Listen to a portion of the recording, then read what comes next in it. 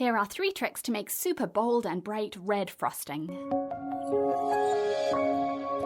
To make red frosting, you'll need red food colouring, ideally a gel colour rather than the liquids you buy in the supermarket or grocery store, because gels are much more concentrated, which means brighter colours without watering down your frosting and making it too runny. Start with a generous squirt and mix it into the frosting.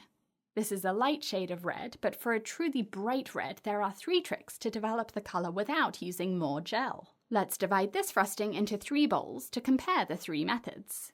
The first way to make a brighter red is the resting method. Cover the bowl with plastic wrap and leave it for at least an hour to give the colour a chance to develop.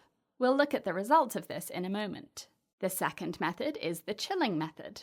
Cover the bowl with plastic wrap and put it into the freezer for 15 minutes or into the fridge for 30 minutes. The third method is the microwave method. Scoop out a third of the frosting and microwave it for just 10 seconds. The butter in the buttercream will melt, but let it come to room temperature and you'll be shocked at what happens. Now let's take a look at the results. After an hour on the counter, the red gel has had a chance to develop and the colour is definitely a few shades darker than it was at the beginning. It's still not a true red, but a bit of time has made a brighter colour without needing to use more gel. The red frosting that was in the freezer has developed just as much in 15 minutes as the red frosting at room temperature for an hour, so chilling the frosting does speed up the process significantly. After microwaving a third of this frosting for just 10 seconds, it's significantly darker, and when this is mixed into the rest of the bowl of frosting, it does make a much brighter red. The consistency isn't quite right because the microwaved frosting melted, but let's leave this for 10 minutes for it to come back to room temperature, and now it's much better.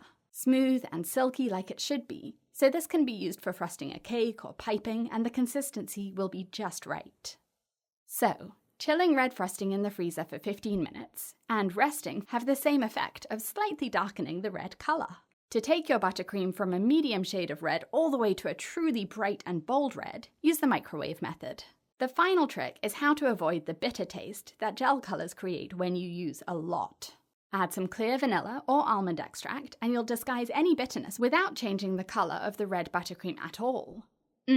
Delicious. I hope this tutorial has been useful.